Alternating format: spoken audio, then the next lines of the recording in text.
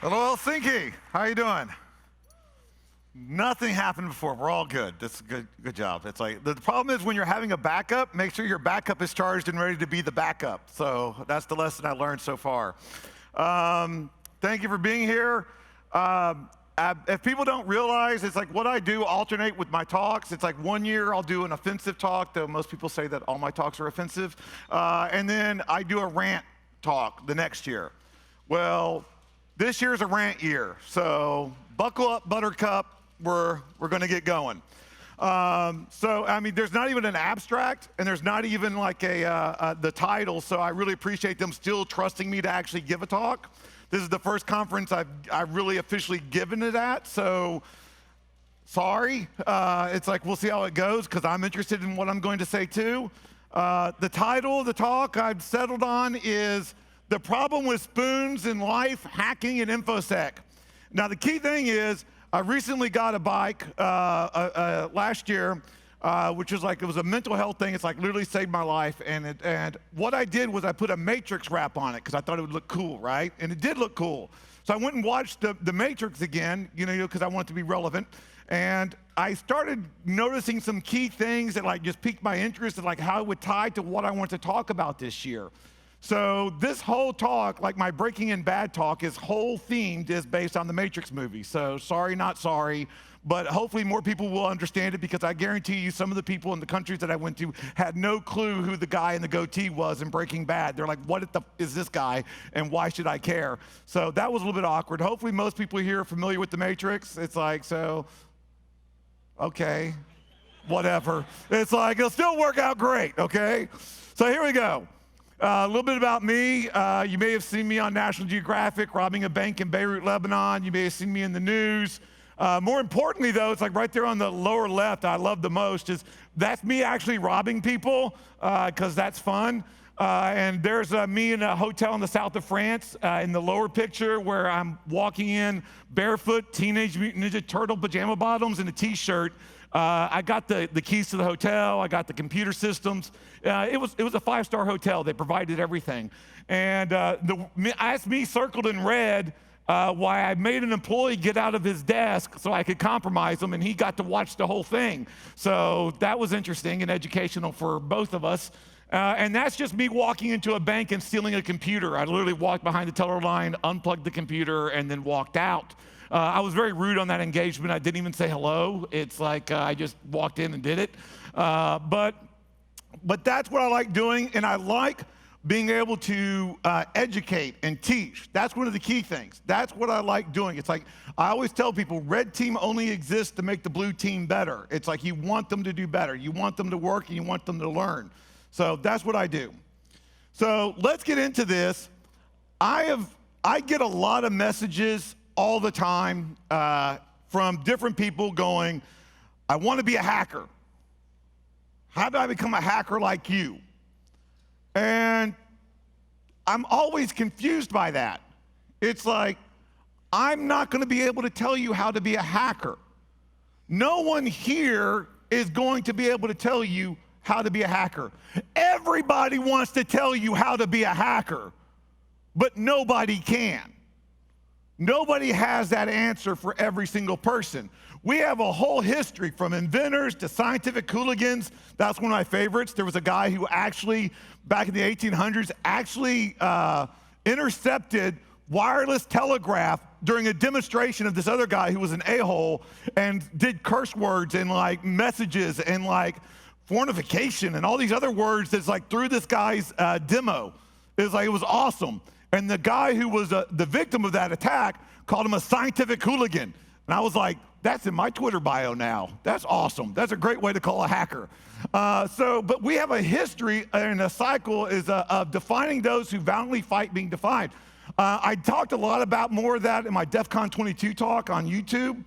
But the key thing is that before a computer existed, before we understood what computing was, there were hackers. This is not a computer-generated, modern technology thing. They were called by different names. Leonardo da Vinci was a hacker. Nikola Tesla was a hacker.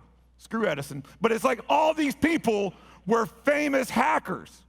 Grace Hopper, it's like hacker. Ada Lovelace, Uber hacker. All these people were hackers. They were inventors or creators. They were trying to see something. They saw something. This is what everybody told them it was supposed to be. And they decided, but what if I do something else? What if I make it do this? What can we do? That's hacking. So stop trying to define it so narrowly and put it in this little box. It's like that's what it's supposed to be about. It's not about computers. It's about passion. It's about curiosity. It's about challenging the norms. It's like, and I love going to some of these places where everybody wants to challenge the norm. Everybody wants to be different from society. And it's like, how many black hoodies are in here right now? You know, everybody wants to be the special snowflake in the special snowflake blizzard. It's like, and that's me too. I dress the same way because I like it. It's like, I'm not doing it because it's accepted. I'm not doing it because I'm trying to blend in. No one's trying to blend in, but we all sort of blend in a little bit, right? It's like, it's okay because there are no standards. There are no sets of what makes you a hacker. There is no dressing like a hacker. There is no talking like a hacker. There's just being a hacker because you say you're a hacker. That's it. So when they get to this, and when I keep getting this question, I started realizing something. They weren't asking me they wanted to be a hacker. They were asking me, how do I get paid to be a hacker? How do I get the money?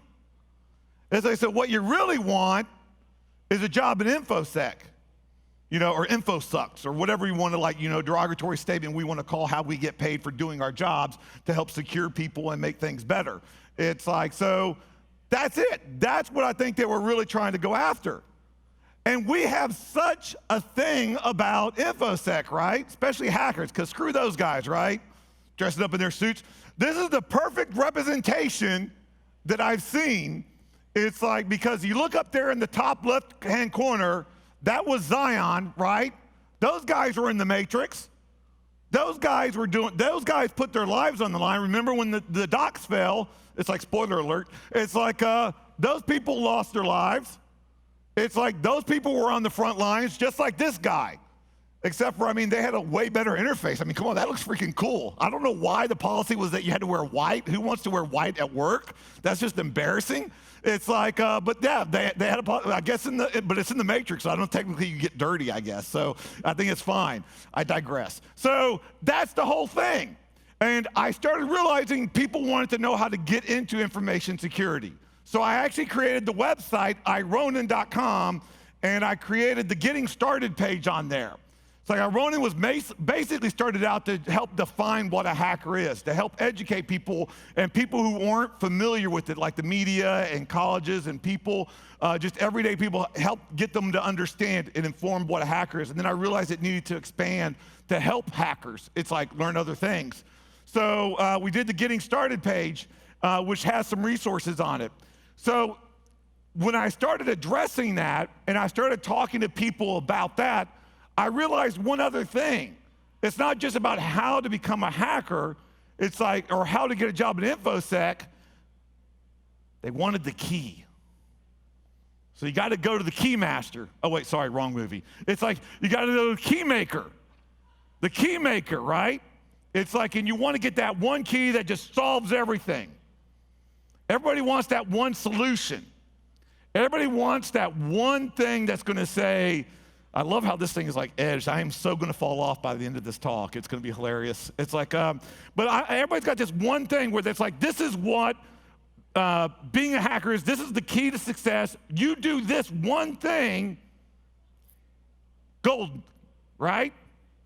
Everybody's found that, right? Everybody here has found that one thing that's made everything golden, and it's like answered all your problems, and now you're a hacker, right? It's like, because if you do, can I talk to you later after this? Because I got some questions. It's like, so yeah, we don't. Because there doesn't have one in existence. There is no one answer to this. It's a convoluted thing. But do you know what one of the key ingredients is? You're gonna hate this. You're gonna hate, I know everybody's gonna, because it's not this. You can't just download it. It's like, the implants haven't been there. Trust me, I wish there was. It's like I'd be one of the first ones in line because, that's pretty cool. It's like I've had to learn, I've been sword fighting since I was 7. It's like I had to do it the hard way, with the cuts and the bruises and everything.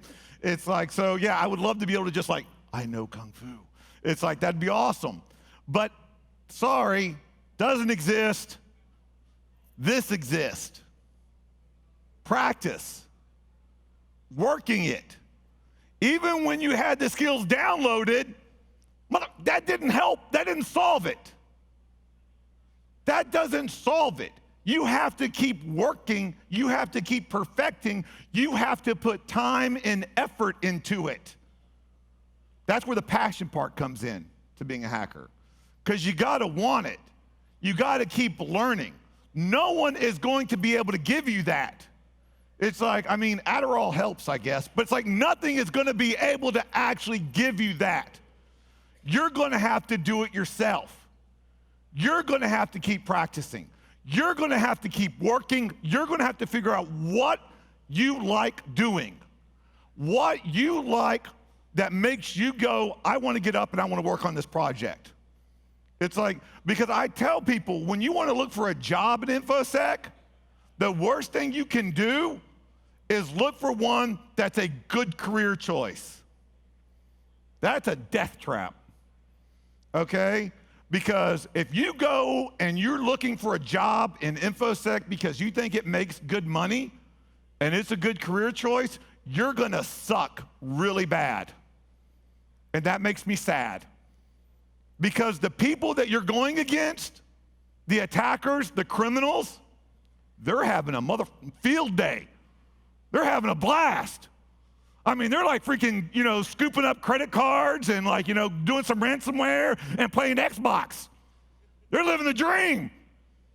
You're in a cube. It's like with Gary. Who wants to be around Gary? And it's like, you're trying to get this stuff done and you're watching logs.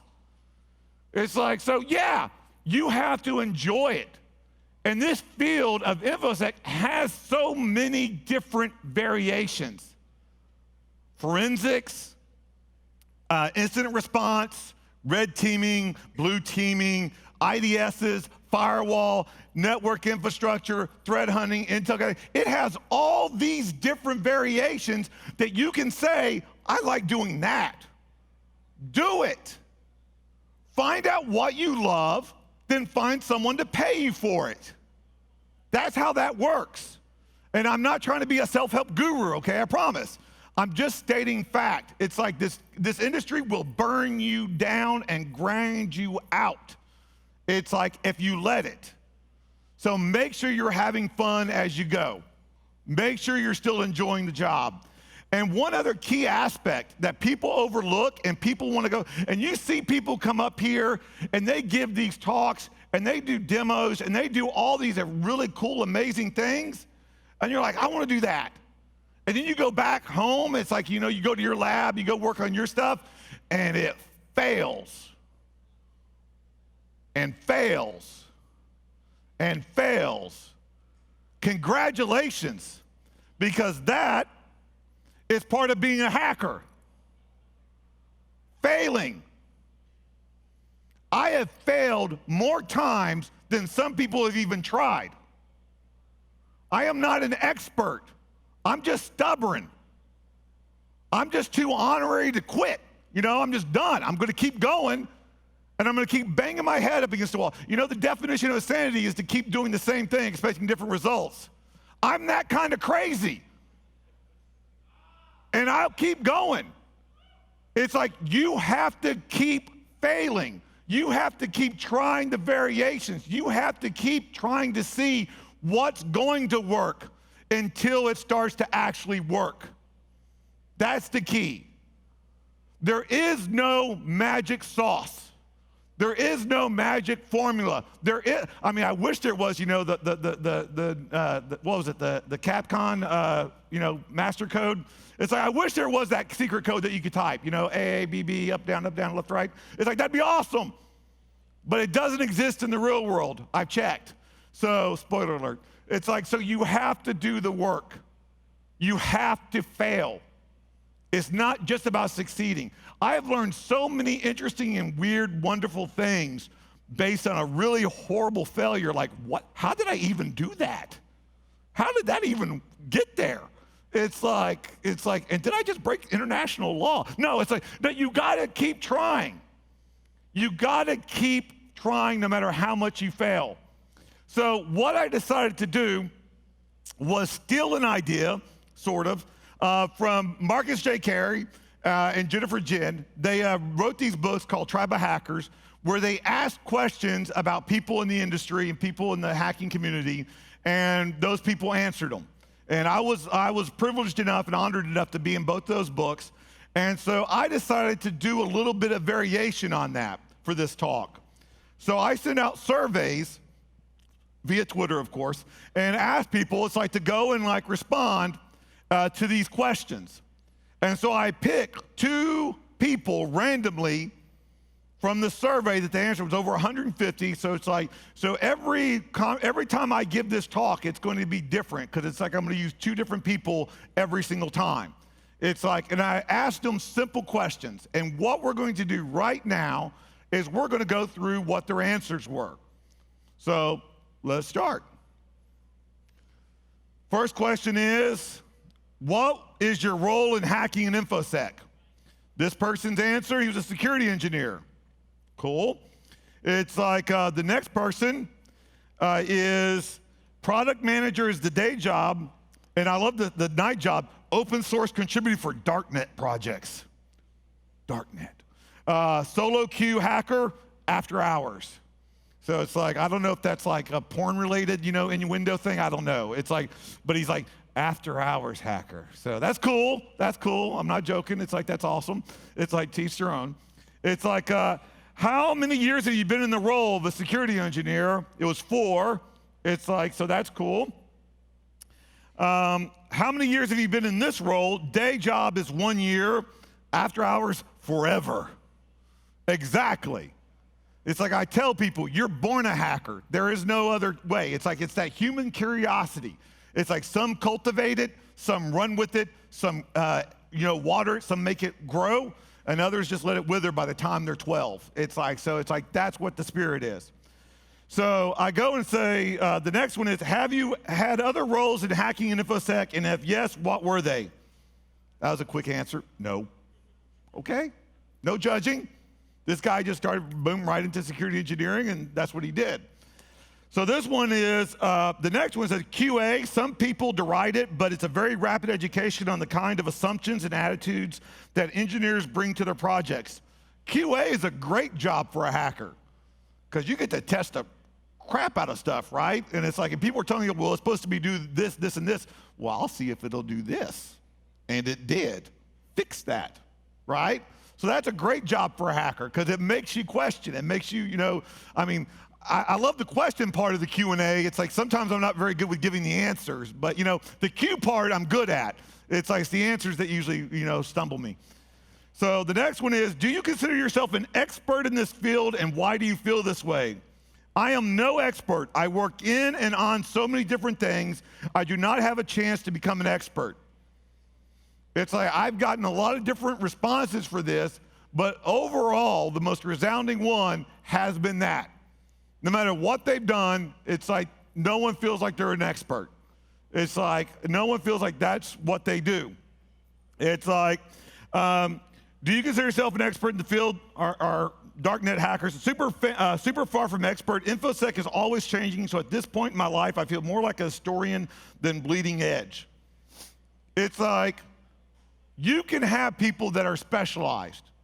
There are specialists in this industry who know one thing after another. They're like, know protocols back and forth.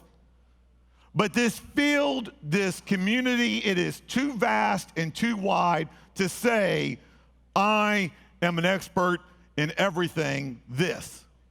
It's like, it would be nice, and some people can feel like they're an expert in that specialized field. I'm not an expert in anything. It's like, thank goodness. It's like, because then people might actually try to respect me or something. And it's like, that's weird. It's like, so yeah, I am not an expert in nothing.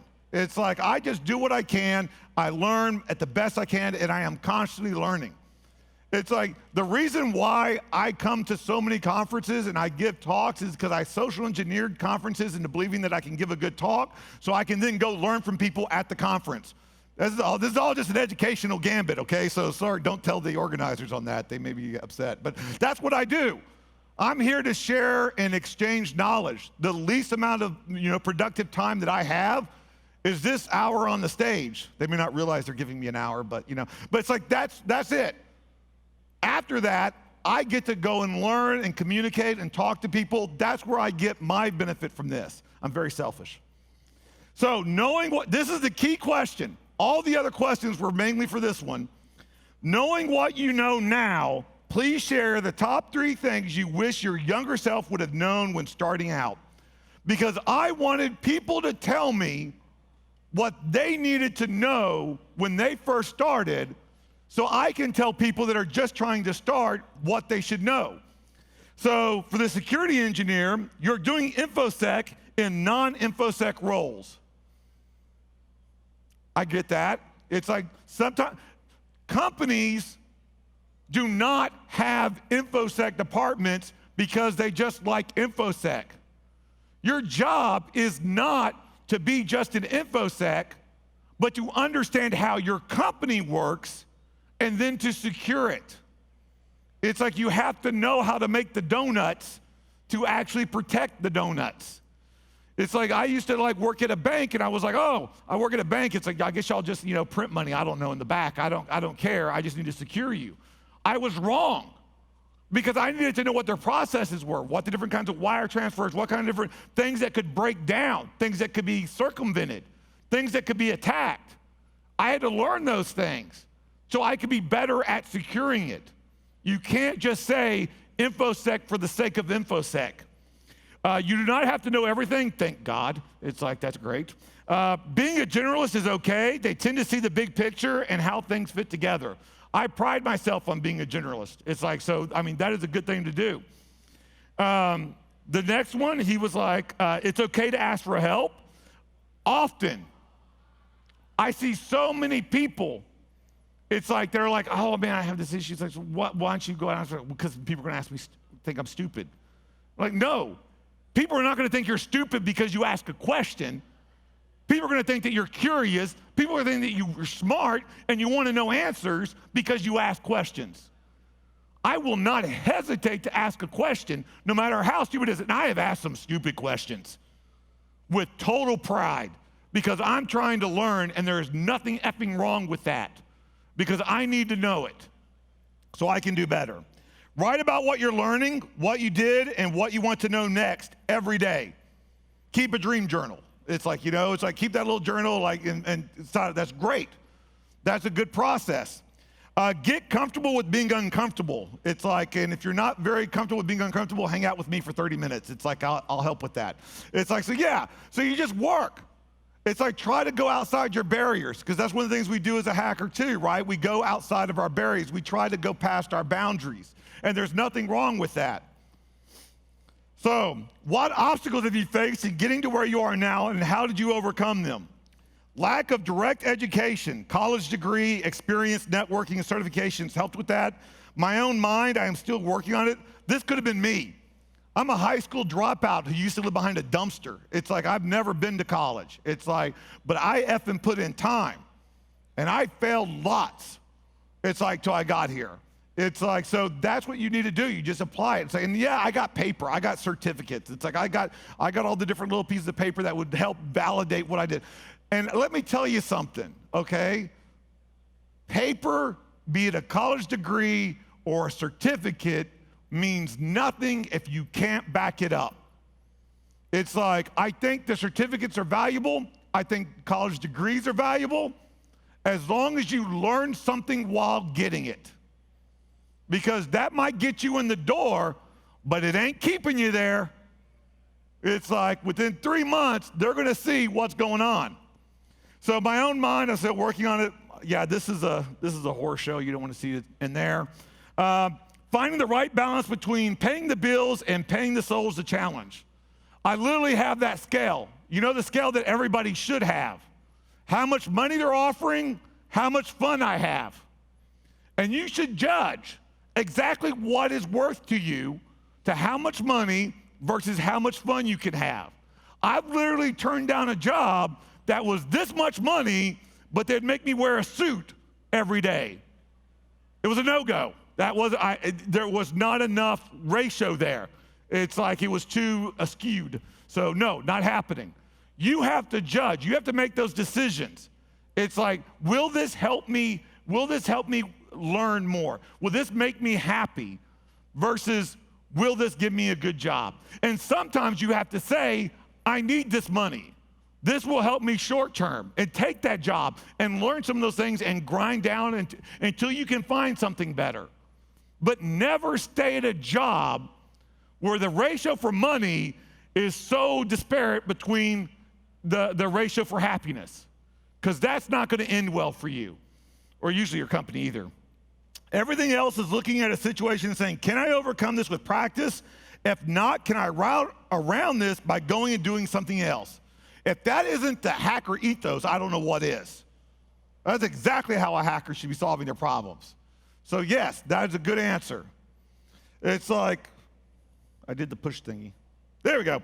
Is there anything else you would like to add? Something you'd like someone just starting out to know? Never give up, and do not be afraid to ask for help. Sounds familiar. It's like, and it sounds like very, very good advice.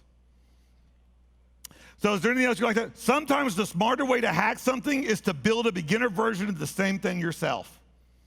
It's like, if I could, I would. That would be great. But it's like, but it's a good thing for some people that can do it. It's like looking at the Raspberry Pi, looking at certain of these technologies, building your own building your own little micro lab with VirtualBox. You know, you can create these things and learn more. It's like so many opportunities now. So many CTFs, so many different ways you can actually start honing these skills. It's like that you're trying to learn, because you get down into it and you get to make mistakes and you get to learn and you get to rebuild it and you get to figure out how it's working. It's like that's the perfect way to do it. So I'd like to thank Shecky and I2P 2020. It's like not his real name. And I'd like to thank them for those answers. And now I want to get into another section, and that was to help people if you're getting started. It's like, because I wanted to provide that. But as I was working on this talk over the last few months, I didn't really start working on this talk like legit, like trying to work on it until November. It's like, so I was trying to say what I was going to come up with. And it just turns out that a lot of crap happened in our community. It's like, and some stuff that I was getting tired of anyway. It's like, I did a keynote in LaHack. It's on YouTube. I did a keynote for LaHack this past year where I started talking about, because people were dissing a conference. They were like, this hacking conference is, you know, cosplay, or it's just like, these aren't real hackers. These are just like, you know, posers coming in. And I'm like, who made you the judge of that? It pissed me off. And so I was like, no, that's not the way it works. It's like, and so to go into this whole thing of the Matrix, everybody wants to be Neo. And if everybody wants to be Neo in this community, then why are there so many effing Agent Smiths running around trying to tell us what we're supposed to do, how we're supposed to be, and what qualifies to be a hacker? Why? What makes the right for you to put in work, for you to have that passion to get to where you are, to become a voice in this community, and then to say, I don't think you belong? F that noise. How many here have popped a shell? Don't raise your hand, I don't effing care. How many people here, this is your first conference? Don't raise your hand, I don't effing care. You are here, you're a hacker as far as I'm concerned. You've got that passion, you've got that curiosity. Screw anyone else that says anything different. This is a hacking conference. You know why? because I see hackers here. I went to a conference in Oslo. There was a hacking conference. There were hackers there. Stop trying to judge and say what makes a hacker, what makes you deserve to be in my community. That's ridiculous. We're getting to this point where this community has grown so big and the communications are so available for everybody, every a-hole can have an opinion that other people get to see. And that's great. But don't let them drown out the truth. That's not how it started. That's not how this community started. It was not based on judgment. It was based on what you knew and how you did it, not how you looked, where you're from, how you dressed. People wanted to know what you knew and to share that information. Let's make that great again. This is getting tiresome. It's like we get to the point where we want to be elite hackers. No one wants to be compassionate hackers. No one wants to be understanding hackers. No one wants to be learning hackers. We just want to go straight to Neo. And that's fine. Work on being Neo. Stop being this a-hole. Stop trying to judge. This person put it pretty exact right here. InfoSec people, we have a dire skill shortage. How do we get more people interested in security? Someone who's interested in security. Hey, sorry, quick question. How do I, InfoSec people, LOL, noob, idiot, GTFO. Is that not accurate? Is that wrong? I wish it was. I really, really wish it was. I didn't take this screenshot last year. I took it this week. We've got a problem, people, with how we treat other people in this community. So many people come from this community who have been like abused and like bullied in school for what they were and how different they were. And they get to a point and they find a community that they belong in, and the first thing they want to do is tell other people who can't be in this community or who shouldn't be, and be the bully that they were fighting against for so long? How does that make sense? We need to start speaking up about this. We need to start making statements and saying this isn't the way it should be. This is not the way our community should be. I got this one a few days ago. It was amazing. I got a DM request. It says, "Are you actually a hacker?" He didn't do the laughy emoji. I just I wanted to hide the person's identity, so, you know. But, I mean, this is my answer. It's like, and the key thing is, it's like, you were born one, period.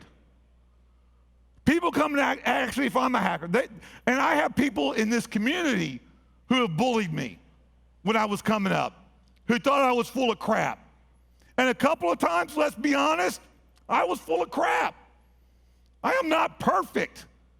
It's like I made a lot of mistakes. My DEF CON 12, the first DEF CON I ever went to, I was a complete effing idiot.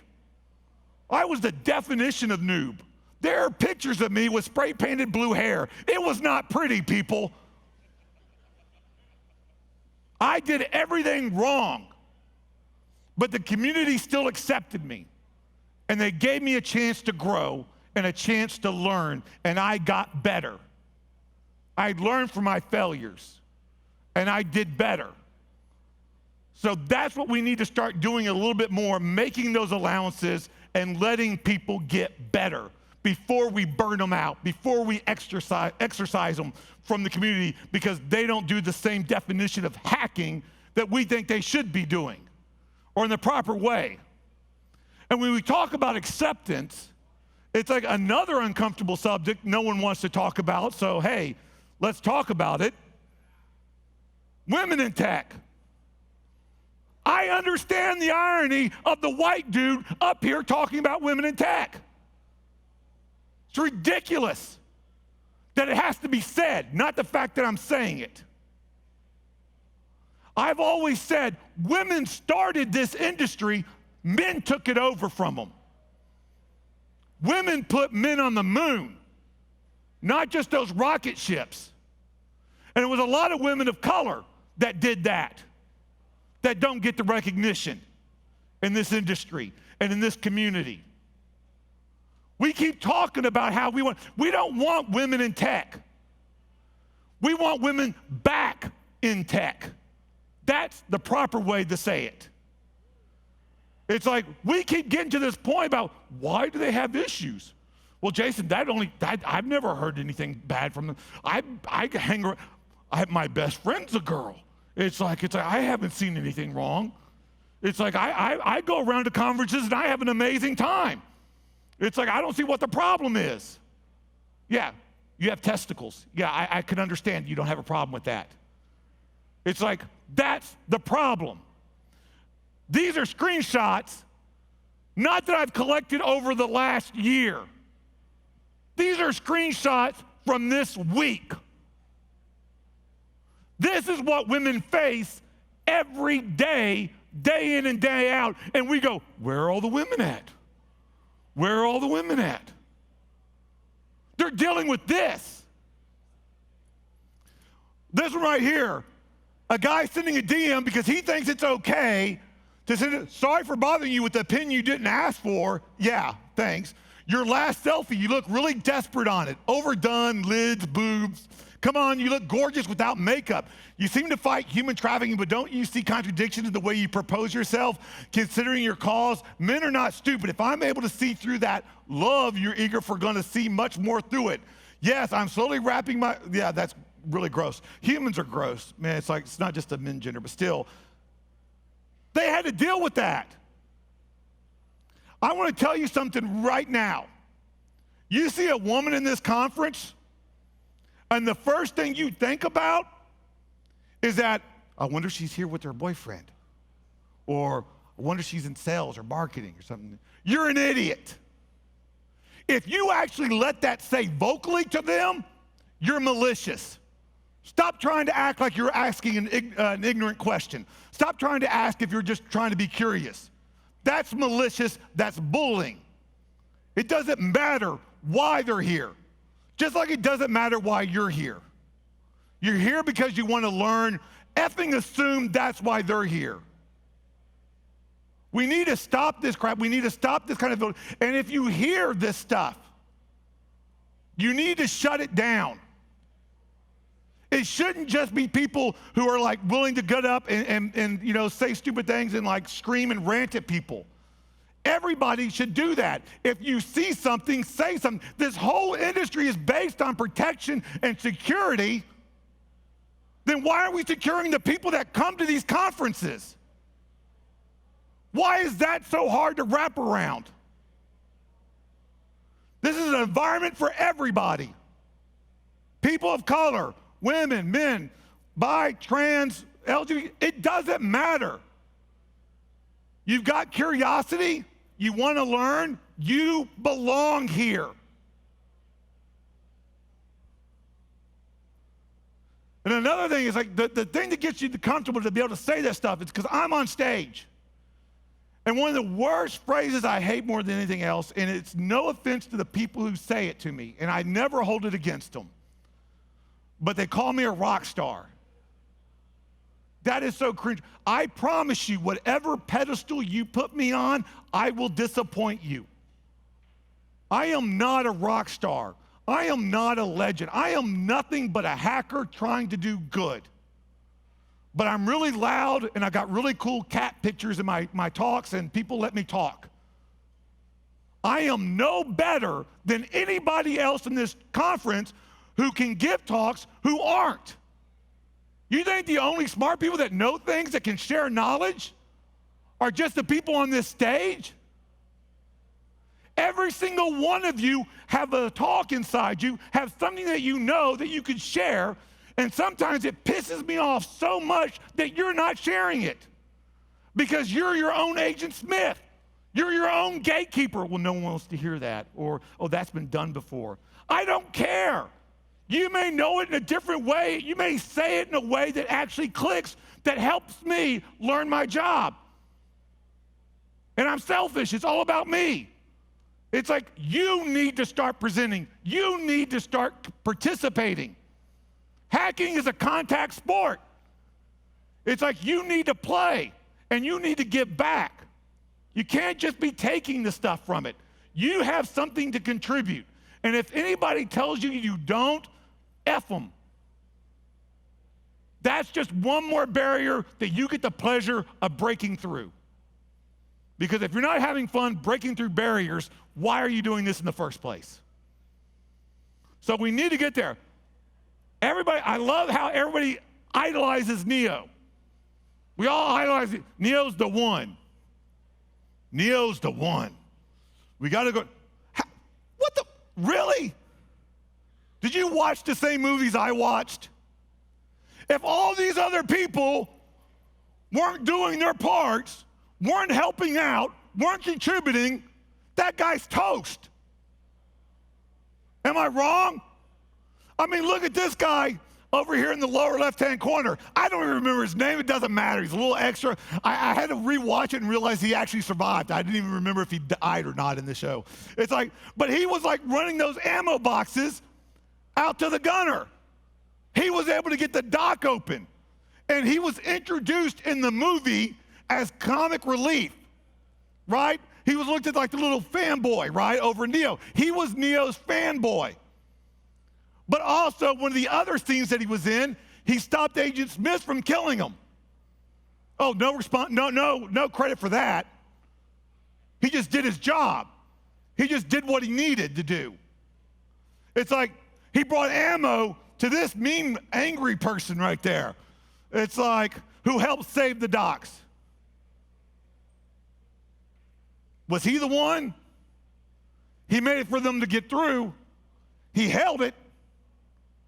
Stop thinking that there's one person in this industry that you got to look up to and say, oh, I got to be like them. You got to be like you. You're just as important as Neo, because without all these other people, Neo doesn't exist. He existed in the minds as an inspiration for people. Fine. But these other people made it happen. There are no rock stars in this industry. There are people that hack, and there's people that speak, and there's people that share knowledge. That's what counts. It's like it doesn't, and you know, and you go to these lock-picking village, go to some of these other villages, go to these places. Those are rock star people like too, right? Because they're teaching, they're putting in time. There's people there that are sitting behind that desk that aren't getting to see the rest of the conference because they're trying to make it available for you and give you something, give you education. How is that not as important as me on a stage for an hour? How do they not get top billing? All these organizers, all these volunteers that are putting in work. The person that was helping me with the mic, helping me with the display.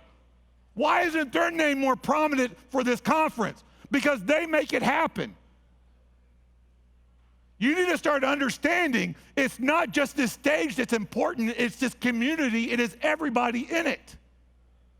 We all make it happen. We're all the hero in our own story. It's like start sharing that and start believing it more. Because no one is going to tell you who you are. There is no one here that can tell you this is what you're supposed to be. This is how you're supposed to do it. It's like this is how it's supposed to be. There would be hardly anything on this planet in existence if all the inventors and all the hackers were just like, oh, that's the way it's supposed to be? Darn, I thought it could be this way too. No, it can't be that way. You got to do, oh, okay, I'll do it this way then. You got nothing. Because this whole community, this whole history of hacking came from people going, F you, I'm gonna try it this way. I'm gonna see what happens there. And oops, I blew something up. I'm gonna try it again, differently. Oh, I crashed an airplane. Okay, I'm gonna try this a little bit differently. It's like, you know, it's like they keep trying. I didn't mean the actual Boeing thing. It's like, Christina, I was thinking about the Wright brothers. But still, it's like, you get the point, right? We make mistakes. And we kept going. And we kept looking. And we kept trying to find answers. So that's the whole genesis of this. There is no spoon. There is no goal, there is no definition, there is no single answer on how you become a hacker or how you are a hacker or why you're at a hacker conference. There are no expectations. Stop looking for spoons. Stop looking for the answers inside the box. Stop thinking there's a box. That's the problem. Be the hacker you know you can be. And screw anyone else telling you different.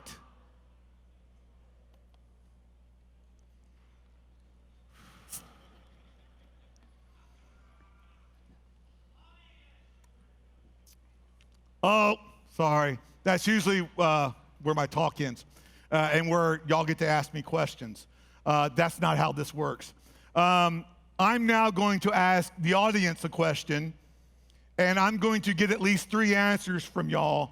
And if no one volunteers immediately, I will run off this stage and I will randomly pick someone to give me the answer. So look at everybody start bolting. Okay, no one's bolting. So the question I have for you is very simple. It was one of the questions I already asked.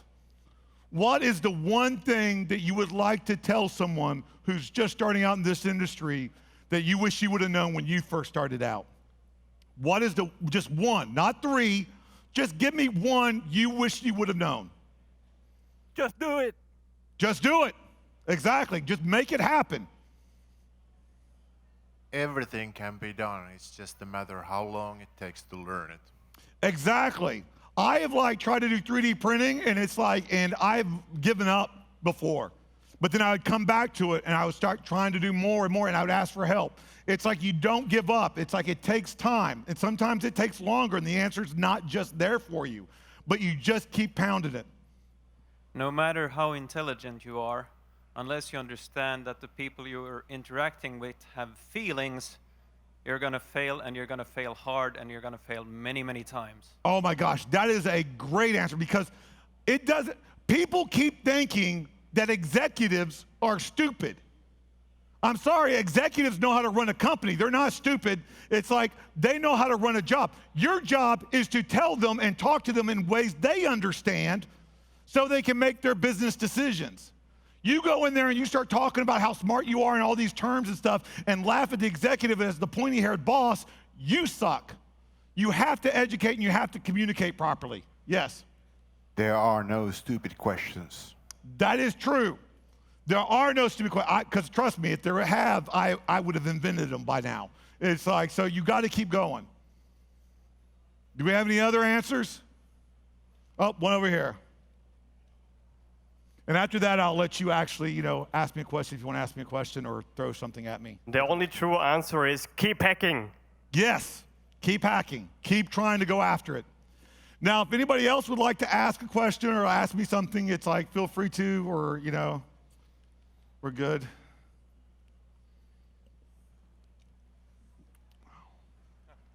Oh, someone's actually going to ask me a question. Okay. I didn't think anybody would follow through on that one. Hi there. Hi.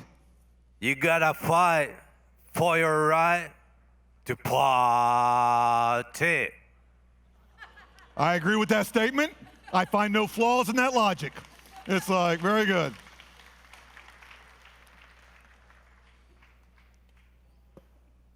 Okay, I'm done. Thank you.